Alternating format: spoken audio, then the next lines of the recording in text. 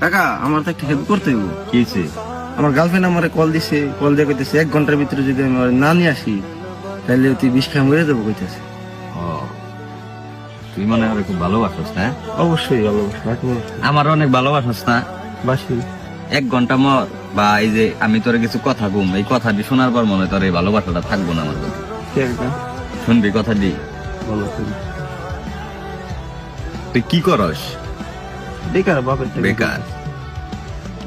তোর বাপের তোর নিয়ে স্বপ্ন আছে, তোর মার তোর নিয়ে স্বপ্ন আছে, একদিন তুই অনেক বড় হবি, হ্যাগো দেখবি, হ্যাগো কিছু খাওয়াবি। তোর বয়স কত এখন? 16-17। এই বয়সটা হইলে মন রাখা কাইনার মতো, যে সামনে এসে দাঁড়ায় ওরে মনে কর অনেক ভাল লাগে, বা মনে হয় যে ওরে স্যার আমি বাঁচুম না, বা আমি তোর অনেক ভালোবাসি। আমি তোর একটা কথা কই, আমাগো সিনিয়ররা ভুল করছে। আমরা যখন নাকি প্রেম ভালোবাসা করছি, তখন নাকি তাগো কাছে গেছি, যায় যখন নাকি কইছি ভাই বাইর করে নিয়ে যাম বা বিয়া করুম হ্যান ত্যান, তখন হ্যাঁ আমাকে একটা থাপ্পড় দেয় নাই।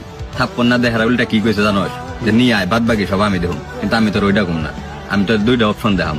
আর তুই কি কইলি যে তোর গার্লফ্রেন্ড তোর সারা মরে যাবো 1 ঘন্টার ভিতরে, তুই যদি তোর যায় না নিয়ে আসোস, তুই 2 ঘন্টা আমার লগে বয়ে থাক, যদি মরে হেসুম তুই আমার কইস মেয়া মানুষ আমি চিনি। আমার কথা হইলাম তামিম, আমি যে ভুল করছি ওই ভুলটা অন্য কেউ জানি না করে, বা আমি যে আগুনে জ্বলছি ওই আগুনে জানি অন্য কেউ না জ্বলে।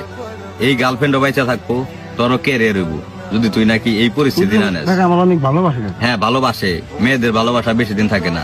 তুই বিশ্বাস নইলে তুই যদি আজকে করে ছাইড়াতে দেখ, সর্বোচ্চ 15 দিন, এর ভিতরে হয়তো একবারে সিঙ্গেল হয়ে দেবো, নইলে অন্য কেউ এর ভিতরে ভালোবাসা ফেলেবো। বা কিছুদিন পর ওর বাপ মাই যখন নাকি কেউ লগে বিয়া দিব, তখন বিয়া বসে একবারে সুখ শান্তিতে বসবাস করবো। তুই বুঝতে পারবি না যে তুই ওর জীবনে কোনদিন ছিলি বা ছিলি, এরকম কোনো চিন্তা ভাবনাই থাকবো না ওর ভিতরে। এটা হলো মেয়ে মানুষ। অভাব যখন মনে কর দে তোর দরজায় এসে দাঁড়াইবো, তখন তামিম ওই ভালোবাসা থাকবো না। কারণ এখন হইলাম তোরা দুইজনে বাপের টেয়া খাইতেছ, তোরা অভাব বা সংসার কোনো কিছু তোরা বুঝতেছিস না। যখন নাকি তুই ওরা বিয়া করে বাসায় নিয়ে আবি, তখন কিন্তু সব দায়িত্ব তোর নিতে হইব। তুই এই সময় কি করবি? সর্বোচ্চ তোর রাজমিস্ত্রির কাম করতে হইব। রাজমিস্ত্রির কাম করে কয় টাকা কামাবি? সর্বোচ্চ 450, 500, 600 টাকা দিয়ে আজকাল কি হয়? কিছুই হয় না। তোর বোর জামা কাপড় লাগবো, একটা ফেসিয়াল করার লেগে একটা কিছু লাগবো, তোর একটা জিনিস ঘুরতে মন চাইবো, ঠিক তখন কি হয়ে দাঁড়াইবো জানোস? তখন তোর বউ মনে করে অনুভব করবো যে আল্লাহর ওর সাথে আইসা মনে হয় আমার ভুলই হইলো, বা আমি যদি আর 4-5 বছর পরে বিয়ে বসতাম তাহলে মনে হয় আমি একটু ভালো জায়গায় যেতে পারতাম। এদিকটা কিন্তু তোর কেরিয়ার হচ্ছে বাই চান্স, আল্লাহ না করুক, বাই চান্স যদি তোর বউ তোর ছেড়ে চলে যায়, তখন কিন্তু তোর ইকুলো গেল তোর লেখাপড়াও গেল, তোর মনে করে কর্মজীবনটাও চলে গেল, আবার তুই তোর বাপ মার কাছেও গেল। কি দরকার? বাদ দে না, একটা মেয়ের লিগে তুই এত কিছু জীবন থেকে এত আনন্দ ফুর্তি ছেড়ে দিবি কেন? একটা কথা মনে রাখিস, তুই হলে একটা ফুলের কলির মতো, তোর জীবনটা কেবল ফুটতাছে।